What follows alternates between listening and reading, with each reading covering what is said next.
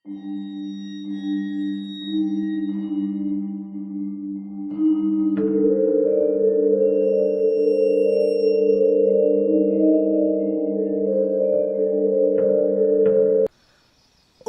මෙහාට අරන් වරේ. මුහුණ වහගත්ත නායකයා කියලා හිතන්න පුළුවන් උස පුද්ගලයා කෑ ගහපු නිසා ක්‍රියාත්මක වුණු සේවකයෝ දෙන්නෙක් සිහිය නැති වුණු රමණිව ගල් තලාව උඩට ගිහිල්ලා තිබ්බා. සිහිය ආවට පස්සේ වටපිට බලපු රමණිට පෙනුනේ ගල් තලාවේ කෙළවර තරගයකට වගේ සුරුට්ටු උරන තරබාරු පුද්ගලයෙක් හා ඊට නොදැවෙනි කෙට්ටු සිරුරක් හිමි පුද්ගලයෙකුයි. පේන මානේ පැතිරුණු හැඳෑ අඳුරෙන් ගිලගත්ත ඝන කැලෑව විතරයි. පෙර දිනය සිහිනයක් වේවා කියලා ඇය ප්‍රාර්ථනා කළා. දින කීපයකට කලින් නිමල් එක්ක පන්සල් යමින් සිටිද්දී වැව් කණ්ඩිය මත නවත්තලා තිබ්බ වෑන්රියකින් ඔවුන්ව පැහැරගත් ආකාරය රමණිට සිහි වුණා. ඇස් අතපය ගැට ගහලා ඔවුන් දෙදෙනාව කෙලින්ම අරගෙන ආවේ මේ මහා කැලෑවටයි. ගත වුණු කාලය ගැන නිශ්චයක් නැති රමණිගේ ඇස් නිරාවරණය කරනකොට අඳුර වැටිලා තිබ්බා. රමණිව කණුවක ගැට ගහලා තිබුණු අතර නිමල් කොටයක් වගේ යමක් ඉදිරියේ දන ගස්සලා තිබ්බා. අහල පහල විලක්කු ගණනාවක් දැල් වෙමින් තිබුණා. ඒ අතර කඩුවක් ගත්ත ඇදුරෙක් වේගවත් මැදුරුමක හිටියා. දෙවියනේ, මොකද මේ වෙන්න යන්නේ? තමන් තුන් කුළුඳුල් බව නිමල් මීට පෙර තමන්ට ආඩම්බරෙන් කියලා තියෙන බව රමණිට මතකයි. නමුත් ඒ ආඩම්බරේම අද නිමල් කරදරයකට හෙලා තිබෙනවා. කැලෙන් මතුවිච්ච යම්කිසි ශබ්දයකට ඇදුරා ටිකක් ඒ පැත්තට හැරුණා. අඩපණව සිටි නිමල් වහාම ඇදුරට පැනලා පොර බදන්න පටන් ගත්තා. එතකොටම එතනට ආපු පුද්ගලයෝ 3 දෙනෙක් නිමල්ව ආපහු අඩපණ කරන්නට උත්සාහ කළා. නැකත පහු වෙනවා. ඉක්මන් කරපල්ලා. විඩාවට පත් වී සිටි ඇදුරගේ අවසන් වචනය එයයි. උදුරගත්තු කඩුවෙන් නිමල් එල්ල කරපු පාර ඇදුරගේ පපුව හරහා ඇදිලා ගියා. ඒත් එක්කම තරබාරු පුද්ගලයා එල්ල කරපු පොළු පාර හිසට වැදුණු නිමල් එහෙම්මම ඇදගෙන වැටුණා. පාළු වනාන්තරය දෙවනත් වෙන්න කෑ ගහපු රමණි දිහා අහිංසක බැල්මක් යොමු කරපු නිමල් මොනවද කොඳුරමින් සදහටම දෙනෙත් පියාගත්තා.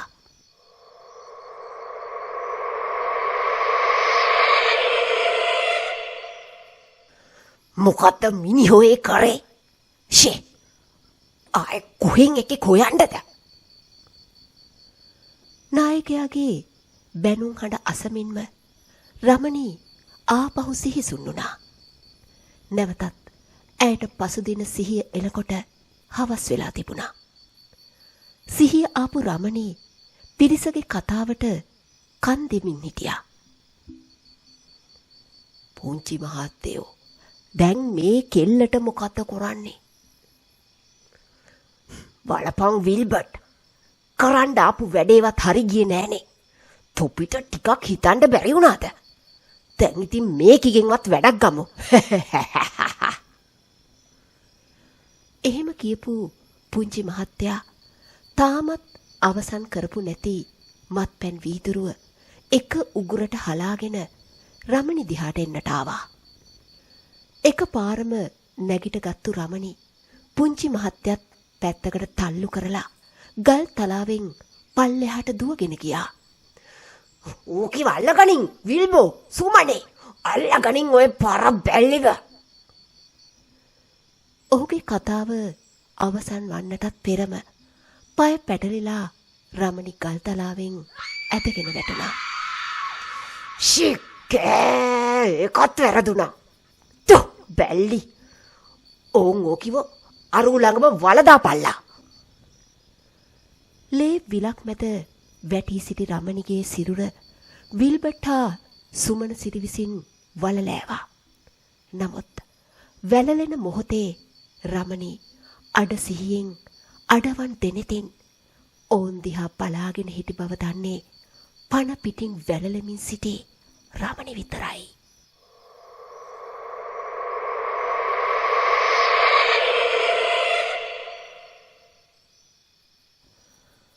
අවුරුදු 8කට පස්සේ ළඟපාත ගමකදී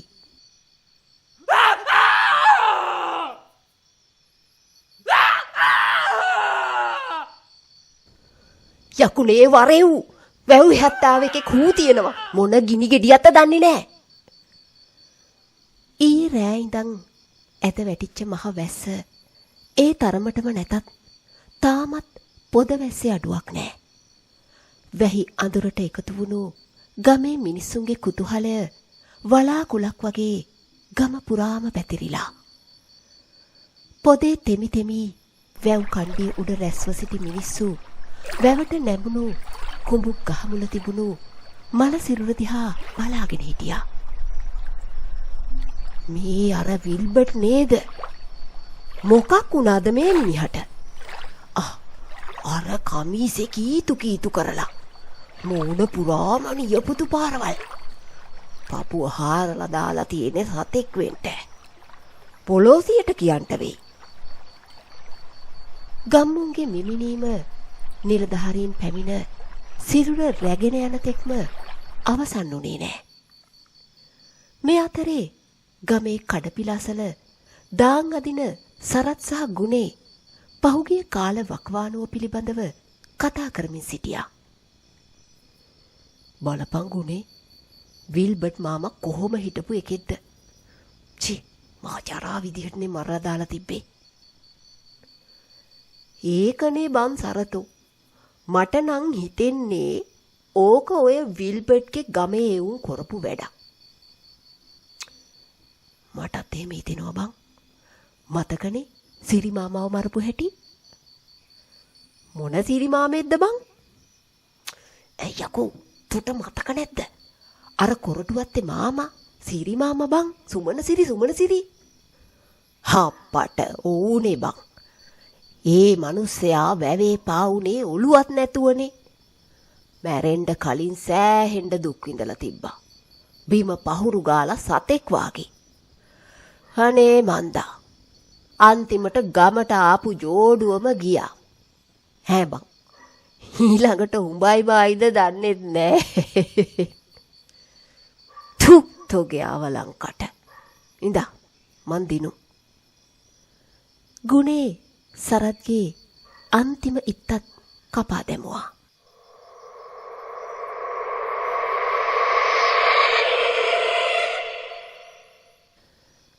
උදා වුණු අලුත් දවසක රමණිගේ අම්මා මිදුලතු ගගා හිටියා. අවුරුදු 8කට පෙර අතුරුදහන් වෙච්ච තමන්ගේ දියණිය ගැන ඈ තවමත් සිටින්නේ විස්සෝපේ. දියණිය ගැන හිතමින් රැකියාවට ගිය සැමියා පොල් ගහෙන් ඇද වැටිලා ඔත්තල වුණාට පස්සේ ඇය සැමියා සමග ගෙදරටම කොටු වුණා. ලතාගේ ඉනිවැට අසලින් ඇහුණු කටහඬට ඇය හැරිලා බැලුවා. මැගියනේ. මොකෝ මේ පාන්දරම?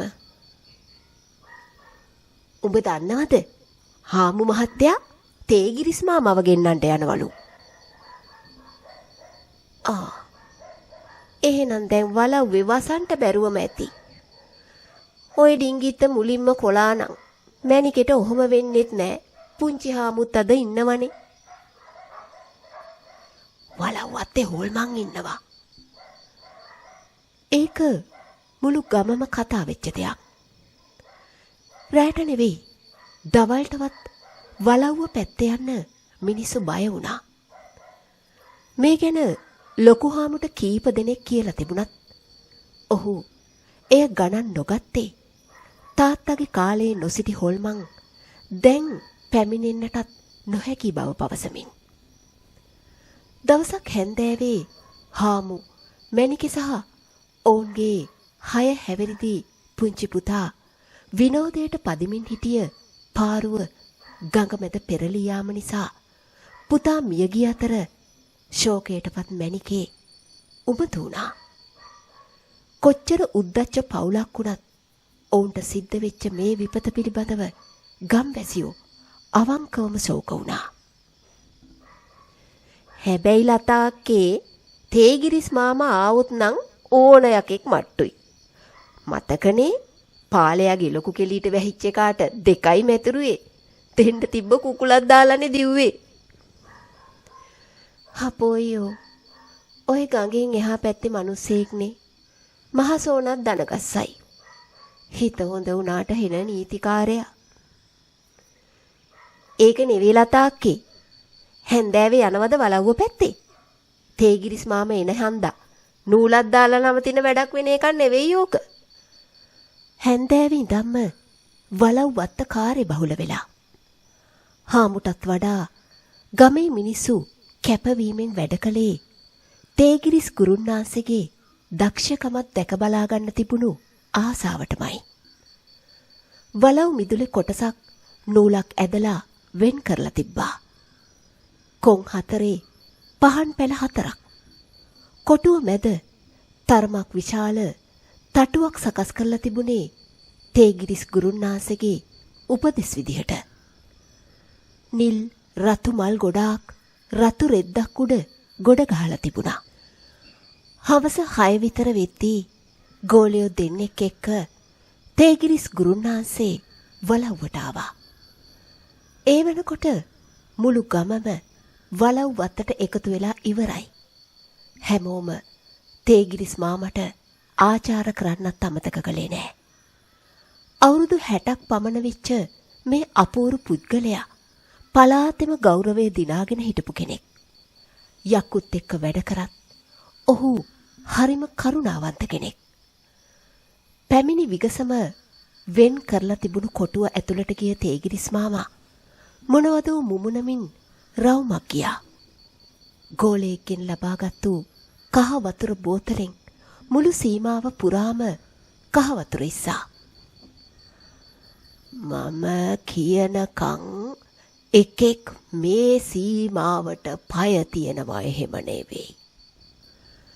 රාත්‍රී 8 විතර වෙනකොට පන්දම් 4ක් සීමාවේ කොන්වල රඳවලා ඒව දැල්ලුවා. රාත්‍රියේ අන්ධකාරයත් එක්කම ගලාගෙන එන සීතල සුළං පැමිණිලා හිටපු පිරිසට අමුතුම හැඟීමක් ඇති කළා. තටුව මත බුලත් කොලයක් තබලා ඒක උඩ පහනක් දල්වපු තේගිරිස් ගුරුන්නාන්සේ වැඳගෙන මොනවතෝ මතුරන්නට වුණා. ටික වෙලාවකින් කෝ හාමු මැණිකේ එක්ක ආවනම් හාමු මේක හොඳට අහගත්තා නම් මයේ සෑස්තරේ හරිනම් මේ ඉන්නේ මොකා හරි අරමුණක් වෙනුවෙන් කාලාන්තරයක් තිස්සේ බලාන ඉන්න ආත්මයක්. අරමුණ බලවත් හන්දා මේ ආත්මෙත් බලවත්. උද්දච්ච හාමු ඒකට මහා හඬින් hina වුණා. ප්‍රශ්නේ ලොකු කරලා හුවා දක්වලා තේගිරිස් මුදල් කඩාගන්න මාන බලනවා කියලා තමයි හාමු හිතුවේ. ඇත්තටම මේ ඇදුරුකම පවා මැණිකගේ තාත්තා වුණු වික්ටර් හාමුගේ අවශ්‍යතාවයක්. හාමු දිහා ඔරවල බලපු තේගිරිස් ගුරුන්නාන්සේ කරේ තිබුණු ලේන්සුව ගහලා දාලා නැගිට්ටා.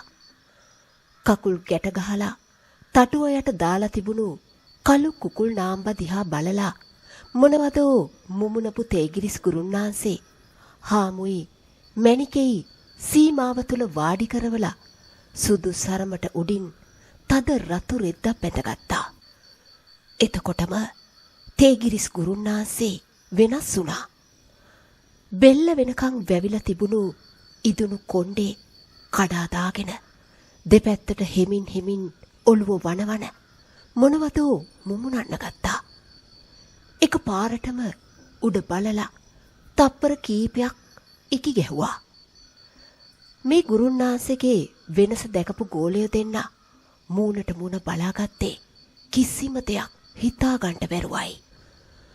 ටික වෙලාවක් උඩ බලාගෙන ඉකි ගහපු තේගිරිස් ගුරුන්නාන්සේ වේගෙන් හිස ගස්ස තනියම මුමුණන්නට ගත්තා. ඇත්තටම ඒක බලාගෙන හිටපු ගම්මුන්ට විතරක්ම නෙවෙයි. තේගිරිස් ගුරුන්නාන්සේගේ ගෝලයන්ටත් බියකරු දර්ශනයක් වුණා. මොහොතක් ඒ විදිහට ගත කරපු තේගිරිස් මාමා ආපහු ප්‍රකෘති තත්වයටපත් වුණා. කවුරුවත් කලබල වෙන්න කාර්යයක් නෑ. කොළුවෝ ඇප නූලක් හදලා ගනින්. ගෝලෙක් දීපු ඇප නූල අතට ගත්තු තේගිරිස් ගුරුන්නාන්සේ ආපහු මොනවතෝ මතුරමින් වලව් මිදුලේ කෙළවරකින් ආරම්භ වන කැලෑ රොද පැත්තට ගියා. කවුරුවක්වත් පස්සෙන් එනවා එහෙම නෙවෙයි මගේ. එහෙම කියපු ගුරුන්නාන්සේ ඝන අන්ධකාරේ කැලෑ රොද අතරින් නොපෙනී ගියා.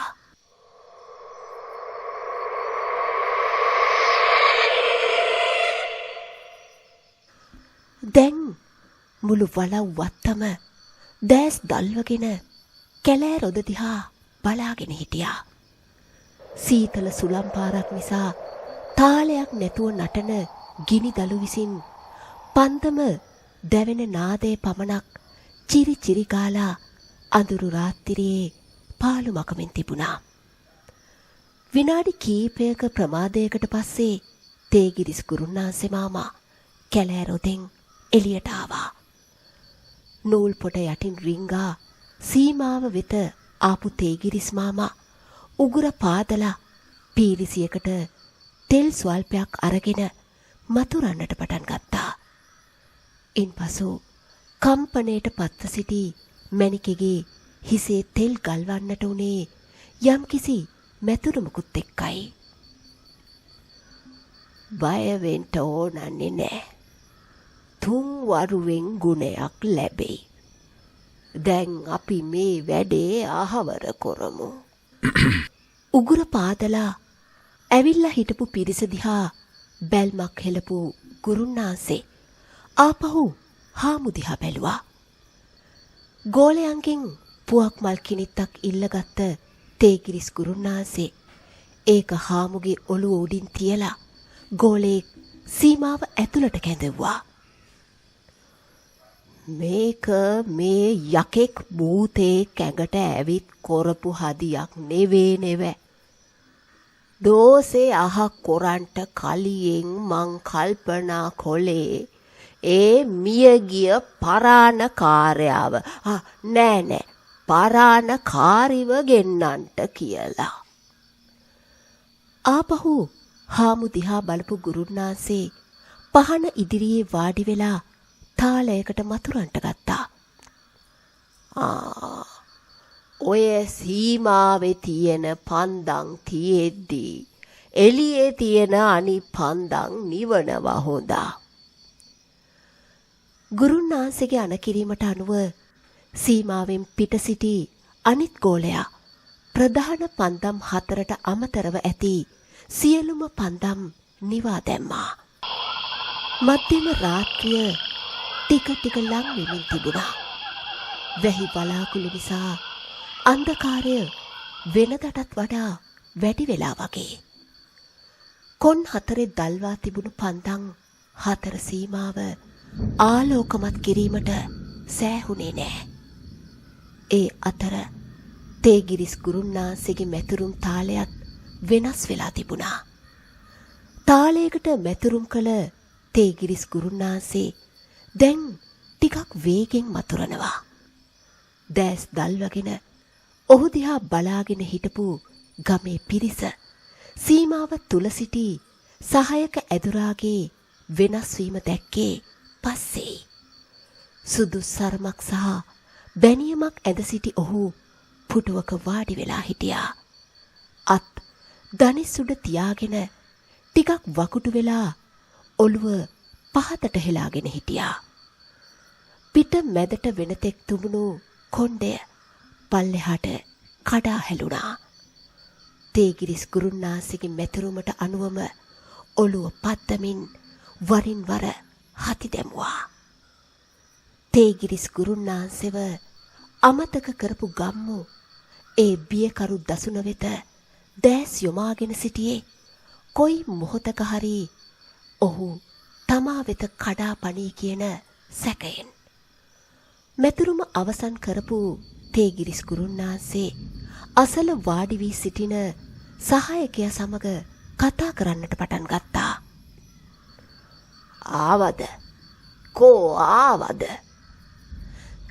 එහෙමයි.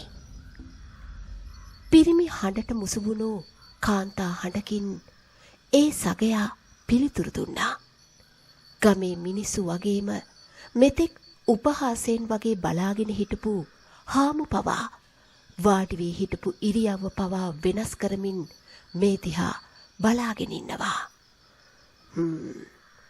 එහෙමනම් දැන් කියමු බලන්ට මොකද්ද මාව වත්තට ගෙන්නලා හැමෝන්ටම කතා කරන්ට අවසර ඉල්ලන්ට හේතුව. කියනවා හොඳයි. ගුරුන්නාන්සේ අනකලා. ඒකට වචනයක්වත් නොකියපු සහායකයා බිම බලාගෙනම පිරිස වෙත අත දික් කළා. ගම්මු අතර සිටි ලතාට ළඟට එන්නට කියලා සන් කළා. බයවිච්ච ලතා පිරිස අතරේ හැංගෙන්න උත්සාහ කරද්දී එතෙක් වෙලා බිම බලාගෙන හිටපු සහායක ඇදුරා එක පාරම ඔළුව ඉස්සුවා. ඔහුගේ දෙනෙතින් නොනැවති කඳුළු වැක්කිරෙනවා. අම්මා! වසර ගණනාවකින් නොඇසුණු ඒ හෘදයාංගම කටහඬ හීනකින් වගේ ලතාගේ කනට ඇසුණා.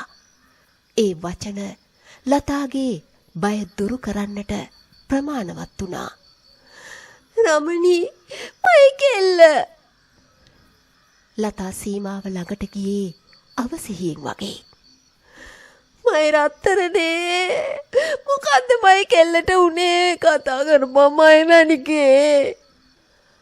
ලතාට සීමාව ඇතුළට පැමිණෙන්නට තේගිරිස් ගුරුන්නාන්සේ ඉඩ දුන්නේ නැති අතර සහායකයාට පුටුවෙන් නැගිටින්නට බැරි වෙන විදිහට බන්ධනය කර තිබුණා. මධ්‍යම රාත්‍රියේ සීතල මැදින් සීමාව ඇතුලේ අසුනක වාඩි වෙලා හිටපු ලොකු හාමුගේ නළලතින් දාඩිය වැగిරුණා. ඔහුට ගොත ගැහුණා. රමණී? ඔව් බල්ලෝ, රමණී තමයි. උඹට මතකද අවුරුදු 8කට කලින් මහ කැලේ මැද්දේ පණ පිටිම වල දාලා ආපු රමණී? ඔව් යකෝ, මම තමයි. රමණීගේ හඬ වලව් වත්තේ දෝංකාර දුන්නා. ඉහළට ගත්ම හුස්ම පොද පහළට නොහෙලා ගම්මු මේ සිදුවීම දිහා බලාගෙන ඉන්නවා. ඔවුන්ගේ කතාව ආගෙන හිටපු ලතා සිහිසුන් වුණා. කීප දෙනෙක් ඇවිල්ලා ඇයව වලව්ව තුලට අරගෙන ගියා. ඒ දිහා බලාගෙන හිටි සහායක ඇදුරා ආපහු බිම බලාගෙන නැවතත් හඬමින් කතා කරන්නට වුණා. මේ හාමු අප්පගේ වචනවත් නාහ හැදිච්ච එක. මූ සල්ලි වලට තියෙන පෙරේතකමට එදා නිමලුයි මාවයි පැහැරගෙන ගියා. නිමල්ව තිරිසනෙක් වගේ මරලා දැම්මා. මාව මැරිලා කියලා හිතාගෙන පොණ පිටින් වල දැම්මා. මැරෙන වෙලාවේ අපේ හිත්වල තිබ්බේ පලි ගන්න අරමුණ නිසා අපිට සැනසීමක් ලැබුණේ නෑ. මුන් යන හැම තැනම අපිත් පස්සෙන් ගියා. නිමල්ගේ තාත්තට පපුවේ අමාරුව හැදිලා නැති වෙනකොට නිමල් ගොඩාක් දුක් වුණා. කෝ දැන් ඒ ළමයා? ඒ තේගිරිස් ගුරුනාන්සේගේ හඬ. නිමල් ඉන්නවා මේ සීමාවෙන් පිට ඔය පන්දම ගහපු ඇහැල ගහ ළඟ. හැබැයි අපිවයි අපේ පවුල් පවා විනාශ කරන්නට හේතු වෙච්ච මුන් තුන් දෙනාගෙන් දෙන්නෙක්ව එහා ගමේදීම අපි මරලා දැම්මා. කෙනෙක්ට කරදරයක් වුණාම පවුලේ උන් කොච්චර දුක් විඳිනවද පෙන්නන්න ඕන හන්දා මූව එකපාර මැරුවේ නෑ. එදා ඔරුව පෙරළුවේ අපි තමා. පොඩි එකාව මරන්න හිතුවේ නෑ. මහ එකාගේ වැරද්ද පොඩි එකාගේ පිටින් ගියා.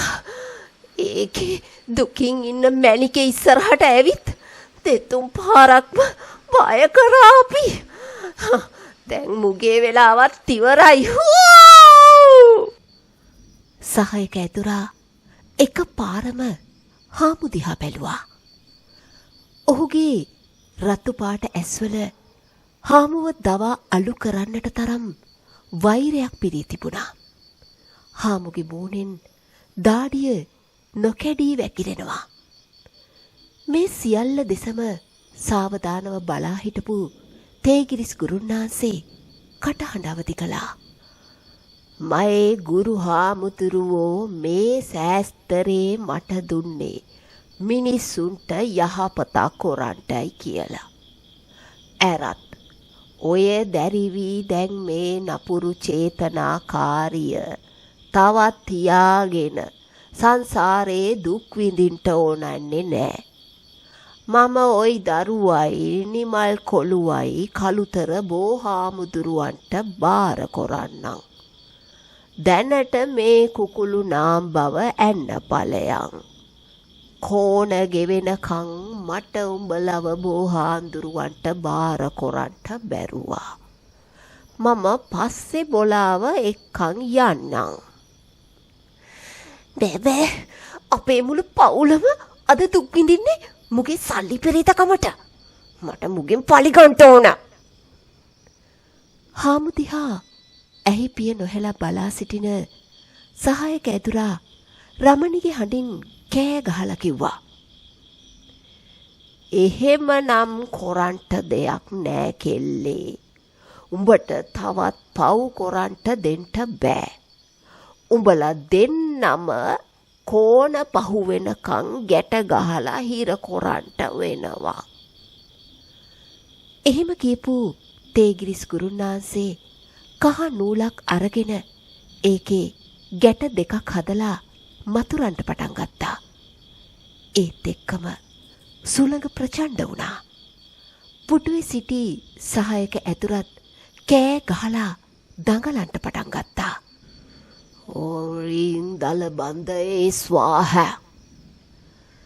තේගිරිස් ගුරුන්නාන්සේ නූල කෙලවර දෙකකින් ඇදලා ගැට තද කළා. එතෙක් පැවති පරිසරයේ නොසන්සුන් බව සහ සහායක ඇදුරාගේ දැඟලීමත් ඒත් එක්කම අවසන් වුණා.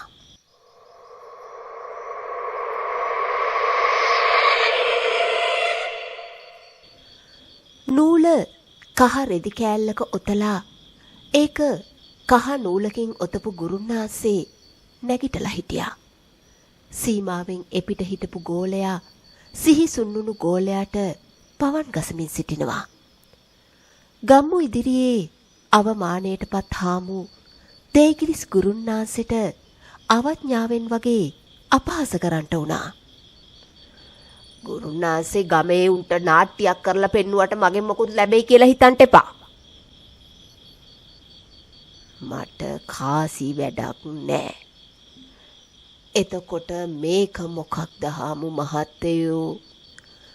රමණිවයි නිමල්වයි හිර කරලා නූල ඔතපු රෙදි පොට්ටනිය පෙන්නලා තේගිරිස් ගුරුන්නාන්සේ ඇහුවා. නූල් කෑල්ලකින් භූතයෙක් ගැට ගහන්න පුළුවන්ද? මානස්ගාත. පුළුවන් නම් ඔප්පු කරමු බලන්න ඔය ශාස්ත්‍රයේ ඇත්ත කියලා. එහෙම කියලා සමච්චලේට hina වුණු හාමු මහත්තයා දිහා රවා බලපු ගුරුන්නාන්සේ උරේ මත තිබුණු රෙදිකට ගසා දමලා ඔප්පු කොරන්ටද ඕනේ. හොඳයි. එහෙනම් ඕම් නමෝ සූර්යා මත චන්ද්‍රයා මත ලෝකපාලක දෙයි හාන්දුරුවම් මත සාක්කි කොට මගේ අතේ දොසක් පාපයක් නැතුවා. නූල් කෑල්ල සහිත කුඩා පොට්ටනිය තටුව මැද තිබුණු පහනට අල්ලලා තේගිරිස් ගුරුන්නාන්සේ පුච්චලා දැම්මා.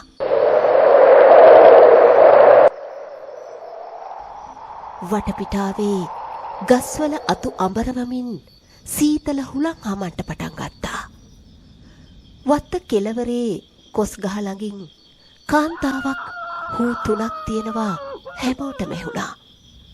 ගුරුන්නාන්සේ ගෝලයන්ට සන් කළා.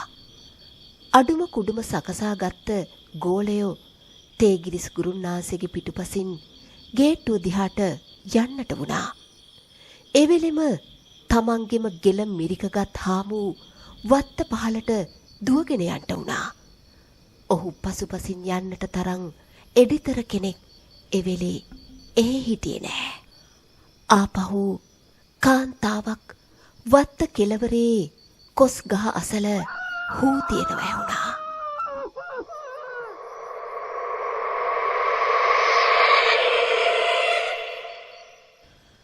එදා අවසිහියෙන් දුවගෙන ගිය හාමු ආපහු දකින්ට ලැබුණේ දවස් 2කට පස්සේ අර කලින් කියපු කොස් ගහ ළඟදී. නමුත් ඒ වෙනකොට හිස වෙන් වූ ඒ මල සිරුර ඉතිමි කුණු වී තිබුණේ අසාමාන්‍ය විදිහටයි. මැණිකගේ අසනීප තත්වය බොහෝ දුරට සුව වුණු අතර දැන් ඇය වික්ටර් හාමුගේ වලව්වේ ජීවත් වෙනවා. ගමේ සියලුම දෙනා හා එකතු වී ලතා තම දියණියට සහ නිමල්ට පින්පතා විශාල දානයක් දුන්නා. කඳුළු පිරි සසර භවයක අවසානයේ රමණි සහ නිමල් ඔවුන්ට උරුම මීළඟ භවය වෙත යන්නට ඇති.